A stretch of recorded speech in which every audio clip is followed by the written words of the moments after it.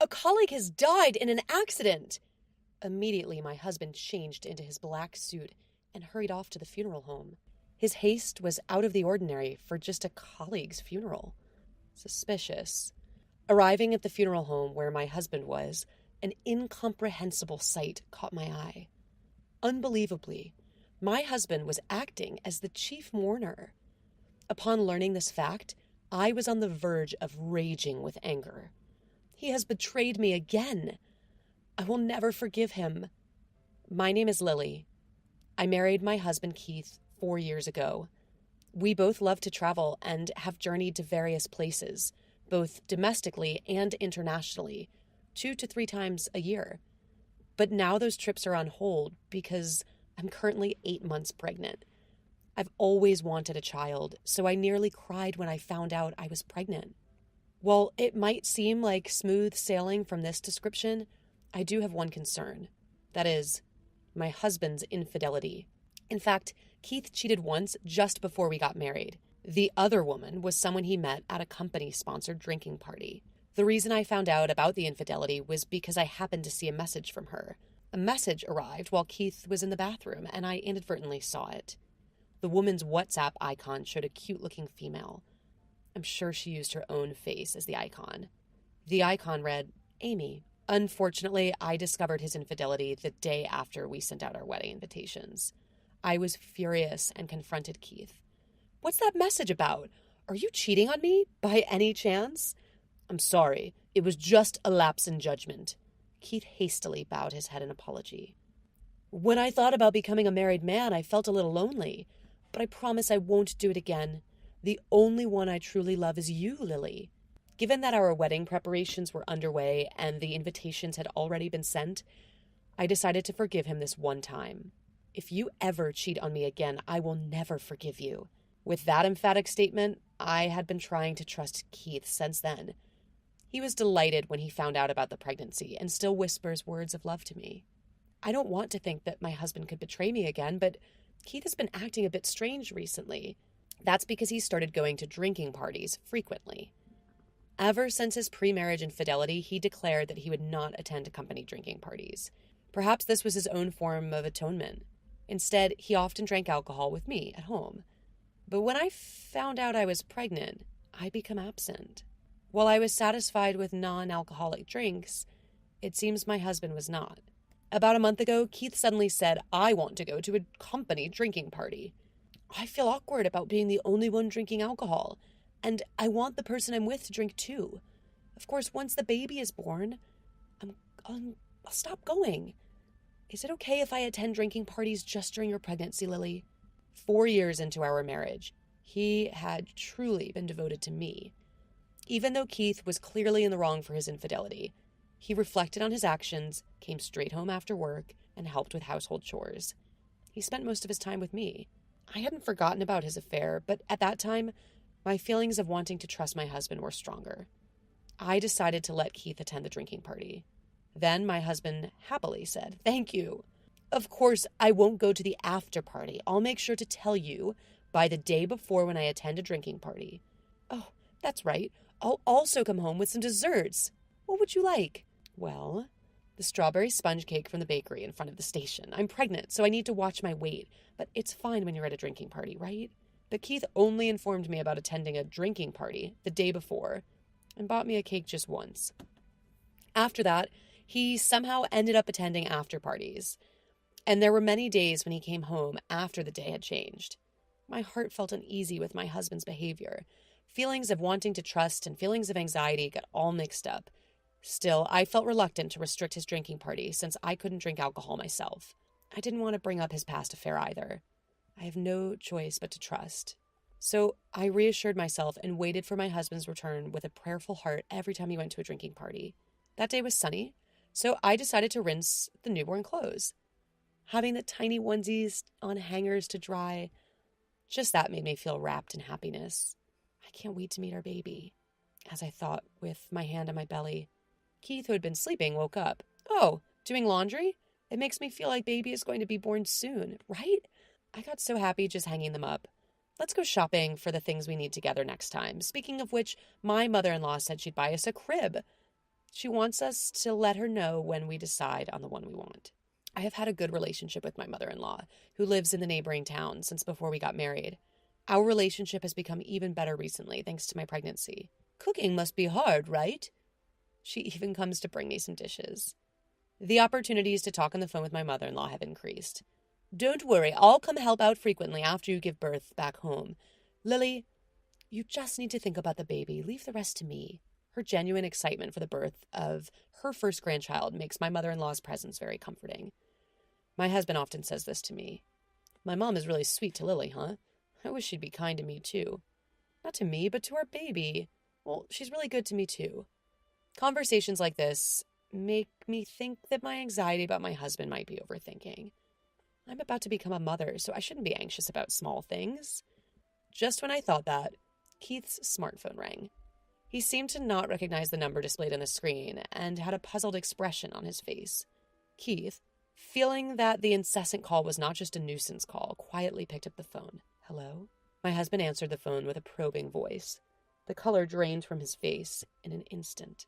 He stood still for a while without saying anything, but then he pulled himself together and left the room. Feeling something was amiss, he turned ashen and began rummaging through the closet. What's wrong? Lily? Where's my black suit? I need it urgently. A black suit? What happened? Don't tell me. Something happened to your parents? No. My family is fine. It's a colleague. She died in an accident. A colleague? Although relieved that his in-laws were safe, there was something odd about my husband's behavior. For just a colleague's accident, he was in a tremendous hurry. Changing into the morning suit I had handed him, he left the house, his bed hair still uncombed. Suspicious. Thinking this, I opened the GPS app. When we were traveling, we once lost each other, and since then we kept it just in case. Was he hailing a taxi? The pointer indicating my husband's location was rapidly moving away from our house. The place where the pointer stopped was a funeral home. Determined, I decided to head to the funeral home, praying that my suspicion was just a needless worry. Keith, sitting in the front row, where usually the main mourner sits, that seat would normally be occupied by the mourners, and that woman. I recognized the face in the portrait. In that woman, Keith had an affair with before our marriage. Her name, I think, Amy. Keith stood up and began to give a eulogy to the attendees. Unable to comprehend the situation unfolding before my eyes, I was frozen in place. I loved Amy with all my heart. I regret not having met her earlier. If I had met Amy before getting married, I wouldn't have married at all. We talked about being together someday, and just the other day my divorce was finalized. I'm deeply regretful that it has come to this. The moment I heard this eulogy, I heard something snap inside of me. Divorce? Finalized? What is he talking about? Lying nonchalantly about being divorced at a funeral? How many times does he have to betray me for his satisfaction? I won't forgive him, never.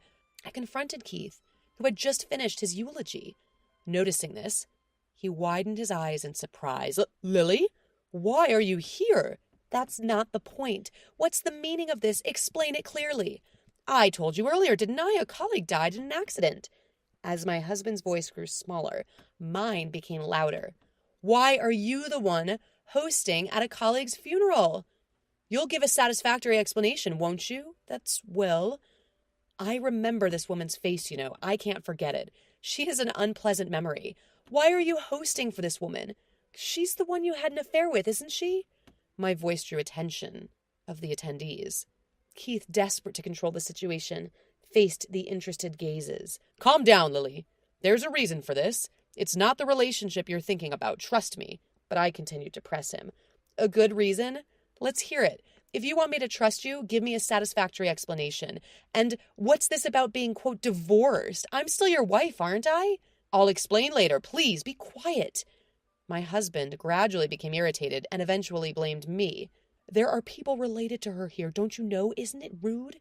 Arguing at a time like this, don't you feel embarrassed? Rude?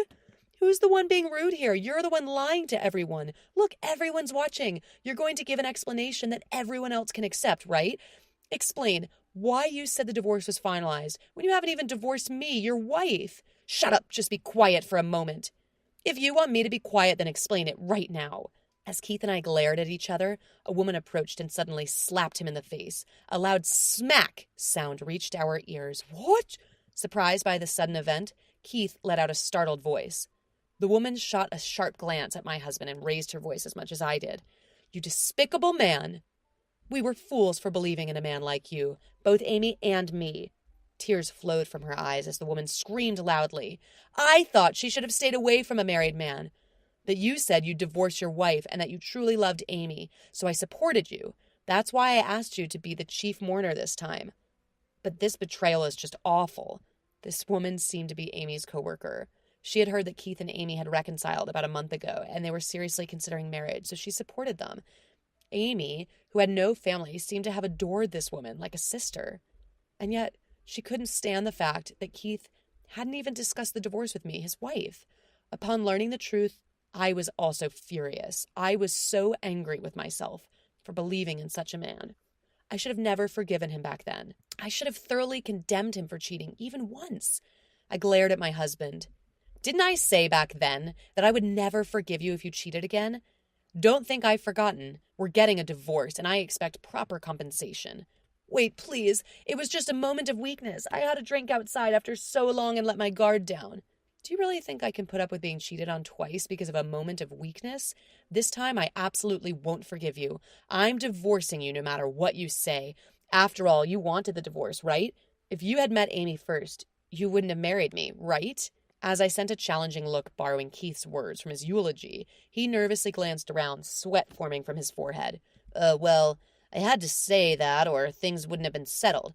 That's true, isn't it? I'm not even a family member, but I'm the chief mourner. I had to say something like that or nobody would have been satisfied. I had no choice but to lie. I didn't want to lie if I could help it. What a desperate excuse.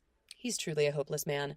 I pressed my husband further. You probably told Amy that you were serious about the future and lured her in, didn't you? That's why you were in this mess. Stop playing the victim. Yes, Amy is at fault for cheating, but you created this situation. This is all on you. You reap what you sow. It's Amy's fault for taking those words seriously. Most people wouldn't believe that, would they? At my husband's words, I lost it. Don't mess with me. What do you think people's lives are, you trash? Becoming single and start your life over from scratch? I'll tell your parents about this. I'll raise this child. A man like you doesn't deserve to be a father. No, I don't want that. I won't divorce you, Lily. I want to build a happy home with you and our child. Cut the crap. Who would want to be with you?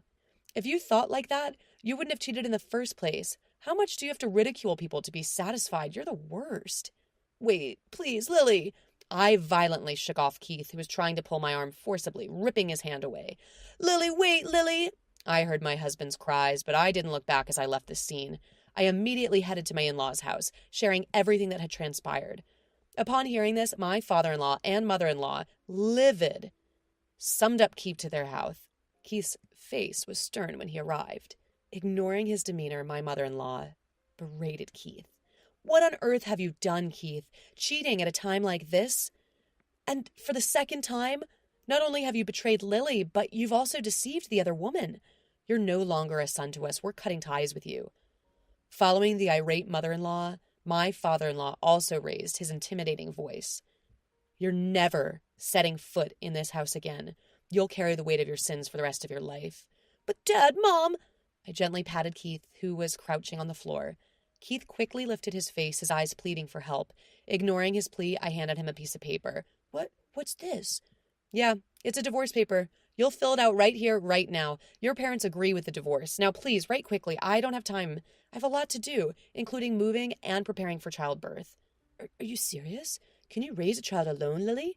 At my husband's words, I could feel myself losing my temper. You're the one who did this. It's too late to worry now. I have no intention of letting a lowlife like you hold our child. I'll rely on my parents, and your parents have said they'll help too. I don't need your help. I'll raise this child to be a wonderful person. Perhaps because I yelled at him with such force, Keith reluctantly signed the divorce papers. The topic of alimony and child support also came up, and we decided he would pay a lump sum amount, 3 to 4 times the average.